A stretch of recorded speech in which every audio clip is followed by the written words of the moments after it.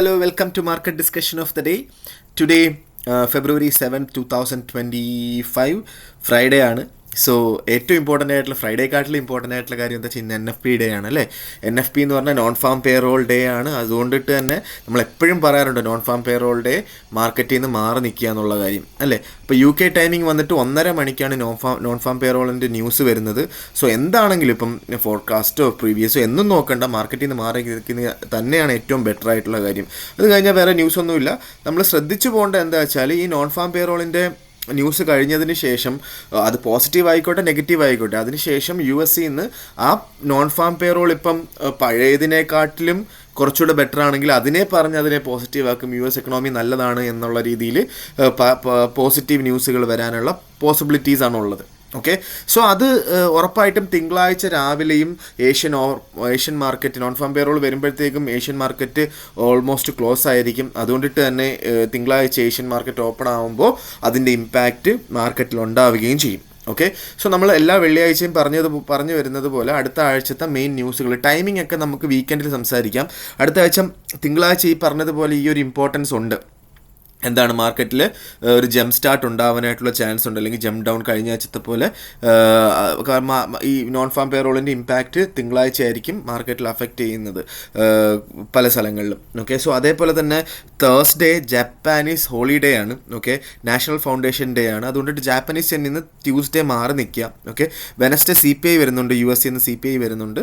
Thursday നമുക്ക് technical day ആയിട്ട് consider ചെയ്യാം. ഫ്രൈഡേ നമുക്ക് റീറ്റെയിൽ സെയിൽസും വരുന്നുണ്ട്. അപ്പോൾ വെനസ്ഡേയും ഫ്രൈഡേ നമുക്ക് മാർക്കറ്റിൽ നിന്ന് കംപ്ലീറ്റ്ലി മാറി നിൽക്കേണ്ട ദിവസമാണ്. Okay, so coming to technical സൈഡിലോട്ട് വരുന്നതിന് മുന്നേ ആയിട്ട് നമ്മളുടെ പുതിയ ബാച്ച് കഴിഞ്ഞ ആഴ്ച സ്റ്റാർട്ട് ചെയ്തിട്ടുണ്ടായിരുന്നു. അടുത്ത ബാച്ച് 2 ആഴ്ച കഴിയുമ്പോൾ വീണ്ടും സ്റ്റാർട്ട് ചെയ്യും. ഫ്രീ ആയിട്ട് നമ്മൾ ഫോറക്സ് നിങ്ങളെ പഠിപ്പിച്ചു തരും. ഫോറക്സ് ട്രേഡിംഗ് എങ്ങനെ ചെയ്യണം എന്നുള്ള കാര്യങ്ങളൊക്കെ ഫ്രീ ആയിട്ട് നമ്മൾ പഠിപ്പിച്ചു തരുന്നതായിരിക്കും. അപ്പം എൻ്റെ ഡിസ്ക്രിപ്ഷനിൽ എൻ്റെ നമ്പർ ഉണ്ടാവും. എത്രയും എനിക്ക് മെസ്സേജ് അയച്ചു കഴിഞ്ഞാൽ ഞാൻ കോർഡിനേറ്റ് ചെയ്യുന്നതായിരിക്കും. Okay, so coming to technical side നമ്മൾ നേരെ JPYയിലോട്ട് പോകുമ്പം JPYയുടെ ചെറുതായിട്ട് JPYയുടെ റേഞ്ചൊക്കെ വിട്ട് താഴോട്ട് പോകുന്ന ഒരു കാഴ്ച നമുക്ക് കാണാം.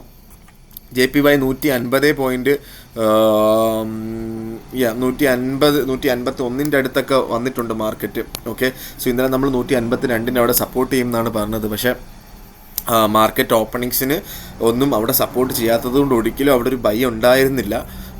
സോ JPY ഒരു മാർക്കറ്റ് ഓപ്പണിങ്സിന് ഇപ്പോൾ ഏഷ്യ ക്ലോസ് ആയപ്പോഴും 152 മുകളിലായിട്ട് കയറിയിട്ടില്ല. സോ US ഓപ്പൺ ആവുന്ന സമയത്ത് അല്ലെങ്കിൽ യൂറോപ്പ് ക്ലോസ് ആവുന്ന സമയത്തോ 152 മുകളിൽ കയറിയാൽ നമുക്ക് അവിടുന്ന് വേണമെങ്കിൽ ഒരു ബൈ എടുത്തുകൊണ്ട് ചാൻസ് ചെയ്യാം. അറ്റ്ലീസ്റ്റ് ഒരൊറ്റ മാർക്കറ്റ് ഓപ്പണിങ്ങിനെങ്കിലും മുകളിലായിട്ട് ബോഡി സ്റ്റാർട്ട് ചെയ്ത് കഴിഞ്ഞാൽ നമുക്ക് അവിടുന്ന് ബൈ ചെയ്തുകൊണ്ട് സ്റ്റാർട്ട് ചെയ്യാം എന്നുള്ളതാണ് JPYയിൽ പറയാനുള്ളത്. JPYയുടെ റേഞ്ച് വന്നിട്ട് അറിയില്ല, റേഞ്ച് സത്യം പറഞ്ഞാൽ അറിയില്ല. നോൺ ഫാം പേറോള് ഡേ ആണ്, അപ്പോൾ അതുകൊണ്ടിട്ട് മാറി നിൽക്കുക. ഓക്കെ, സോ ഇനി 9 മണിയും 9, 10, 11, 12, 1, 1:30 ഇനി 4.5 മണിക്കൂറേ ഉള്ളൂ. അപ്പോൾ ഇനി സത്യം പറഞ്ഞു കഴിഞ്ഞാൽ മാർക്കറ്റിൽ പൊസിഷൻസ് എടുക്കാതിരിക്കുന്നതായിരിക്കും ബെറ്റർ. കാരണം US ഓപ്പൺ ആവുന്ന സമയത്തേക്കും നമുക്ക് നോൺ ഫാം പേറോള് വരും. അതുകൊണ്ട് മാറി നിൽക്കുക എന്നുള്ളതാണ് എനിക്ക് പറയാനായിട്ടുള്ളത് JPYയിൽ.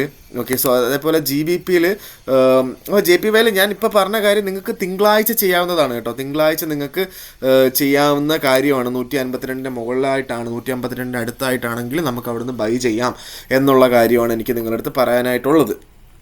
ഓക്കെ, സോ GBPയിൽ പറയുകയാണെങ്കിൽ ഇതെല്ലാം തിങ്കളാഴ്ചത്തെ കാര്യമാണ് കേട്ടോ. തിങ്കളാഴ്ച നമുക്ക് 1.2400 അടുത്ത് കിട്ടിയാൽ 1.2300 അടുത്ത് കിട്ടിക്കഴിഞ്ഞാലും ഇന്ന് മാർക്കറ്റ് ക്ലോസിങ് വന്നിട്ട് 1.2500 മുകളിലും തിങ്കളാഴ്ച നമുക്ക് രാവിലെ 7:30 മണിക്ക് ഇന്ത്യൻ ടൈമിംഗ് 7:30 മണിക്കും 1.2500 മുകളിലാണെങ്കിൽ നമുക്ക് അവിടുന്ന് ബൈ ചെയ്തുകൊണ്ട് സ്റ്റാർട്ട് ചെയ്യാം GBP. ഓക്കെ, അല്ലെങ്കിൽ 1.2400 അവിടെ ബൈ ഉണ്ട്, 1.2300 അവിടെ ബൈ ഉണ്ട്, 1.2200 അവിടെ ബൈ ഉണ്ട്. എല്ലാ 100 പോയിലും ബൈ ചെയ്യാൻ പറ്റുന്ന ഒരു പ്രൊഡക്റ്റാണ്. ഒരിക്കലും സെല്ല് ചെയ്തുകൂടാത്ത പ്രോഡക്റ്റും കൂടെയാണ് GBP എന്ന് പറയുന്നത്. ഓക്കെ, സോ നേരെ നമ്മളുടെ യൂറോയിലോട്ട് പോകുമ്പം യൂറോ 1.0391 നിൽക്കുകയാണ്. സോ മാർക്കറ്റ് ഇന്നലെ 1.0350 അതൊക്കെ അടുപ്പിച്ചിട്ട് സപ്പോർട്ട് എടുത്തിട്ടുണ്ടായിരുന്നു. ഇനിയും നമുക്ക് 1.0500 എടുത്ത് വെച്ച് നമുക്ക് സെല്ല് കിട്ടുകയാണെങ്കിൽ, ഇന്നല്ല തിങ്കളാഴ്ച അവിടുന്ന് സെല്ല് കിട്ടുകയാണെങ്കിൽ അവിടുന്ന് സെല്ല് അപ്പം നോൺ ഫാം പേറോൾ എടുത്തുകൊണ്ട് 1.05 ഒക്കെ അടുത്ത് അല്ലെങ്കിൽ മുകളിലോട്ടൊക്കെ കൊണ്ടുപോയിട്ടുണ്ടാവാം. സോ പക്ഷേ തിങ്കളാഴ്ച രാവിലെ 1.0500 താഴെയാണെന്നുണ്ടെങ്കിൽ നമുക്ക് അവിടുന്ന് ബൈ ചെയ്തുകൊണ്ട് സ്റ്റാർട്ട് ചെയ്യാം. നേരെ മറിച്ച് താഴെയാണെങ്കിലും നമുക്ക് 1.0200 ആണ് ഒരു ബെറ്റർ ബൈ പോയിന്റ് എന്ന് പറയുന്നത്. പക്ഷേ നിങ്ങൾക്ക് റിസ്ക് എടുത്ത് വേണമെങ്കിൽ പ്രോപ്പറായിട്ട് സ്റ്റോപ്പ് ലോസ് ഇട്ട് 1.0300 ബൈ ചെയ്യാം എന്നുള്ളതാണ്. ഓക്കെ, സോ നേരെ നമ്മൾ ഗോൾഡിലോട്ട് പറഞ്ഞു കഴിഞ്ഞാൽ ഗോൾഡിൽ എനിക്ക് ഇന്നലെ നമ്മൾ വീണ്ടും പറഞ്ഞിട്ടുണ്ടായിരുന്നു അല്ലേ, 2830 ബൈ ചെയ്യാമെന്ന് പറഞ്ഞിട്ടുണ്ടായിരുന്നു. 2834 വരെ മാർക്കറ്റ് വന്നിട്ടുണ്ടായിരുന്നു. അവിടെ നിന്നൊക്കെ ബൈ ചെയ്തിട്ടുള്ള ആൾക്കാർക്ക് ഹ്യൂജ് പ്രോഫിറ്റ് കിട്ടിയിട്ടുണ്ടെന്നാണ് എൻ്റെ വിശ്വാസം. അപ്പോൾ എന്താ പറയുക, ഭയങ്കര അൺസർട്ടൺ സിറ്റുവേഷനാണ് ഗോൾഡിൽ നിൽക്കുന്നത്. അപ്പം ഉറപ്പായിട്ടും 1.5 വരെ ഒരു 2855 മുതൽ 75 വരെ മാക്സിമം മാർക്കറ്റ് മൂവ് ചെയ്യാം. ഓക്കെ, 1.5 വരെ, അതായത് അതിന് കഴിഞ്ഞാൽ എങ്ങോട്ട് മൂവ് ചെയ്യുമെന്ന് ആർക്കും അറിയില്ല. കാരണം ഒരുപാട് അൺസർട്ടൺ സിറ്റുവേഷനാണ്. തിങ്കളാഴ്ച നമുക്ക് 2930 കിട്ടിക്കഴിഞ്ഞാൽ അവിടുന്ന് വേണമെങ്കിൽ റിസ്കി സെല്ലുണ്ട്. ഒരു ടെക്നിക്കാലിറ്റീസും ഇല്ല, വെറുതെ മാക്സിമം പോകാൻ ചാൻസ് ഉള്ളത് 2930 വരെയാണ്. അതുകൊണ്ടിട്ടാണ് ഞാൻ പറഞ്ഞത് അവിടുന്ന് റിസ്കി സെല്ലുണ്ടെന്ന്. ഇല്ല, നമുക്ക് നേരെ മറിച്ച് മാർക്കറ്റ് ഇന്നലെ നമുക്ക് കാണിച്ചു തന്നു. മാർക്കറ്റ് പോവുകയാണെങ്കിൽ എവിടെ വരെ പോകും, 2830 കിട്ടിക്കഴിഞ്ഞാൽ അവിടുന്ന് റിസ്കി അല്ല, പ്രോപ്പർ ബൈ ഉണ്ട്. 2821 താഴെയായിട്ട് സ്റ്റോപ്പ് ലോസ് ഇടണം എന്നുള്ളത് മാത്രമാണ്. ഓക്കെ, സോ അവിടുന്ന് പ്രോപ്പർ ബൈ ഉണ്ട്, അവിടുന്ന് ധൈര്യമായിട്ട് ബൈ ചെയ്തോ എന്നുള്ളതാണ് എൻ്റെ പോയിന്റ് എന്ന് പറഞ്ഞു കഴിഞ്ഞാൽ 2830 അവിടെ നിന്നുള്ള ബൈ. അത് നോൺ ഫാം പേറോള് കഴിയുന്ന സമയത്ത് കിട്ടിക്കഴിഞ്ഞാലും ഒന്ന് വെയിറ്റ് ചെയ്ത് തിങ്കളാഴ്ച രാവിലെ 7:30 മണിക്ക് കിട്ടിക്കഴിഞ്ഞാൽ അത് ധൈര്യമായിട്ട് എടുത്തോ എന്നുള്ളതാണ് എൻ്റെ പോയിന്റ്. ഓക്കെ, സോ അതാണ് എനിക്ക് ഗോൾഡിൽ പറയാനുള്ളത്. വേറെ ഒരു ഓപ്പർച്യൂണിറ്റിയിലും ഇതിൻ്റെ ഇടയ്ക്ക് മാർക്കറ്റും അതേപോലെ തന്നെ ന്യൂസുകളൊക്കെ നോക്കിയിരിക്കണം.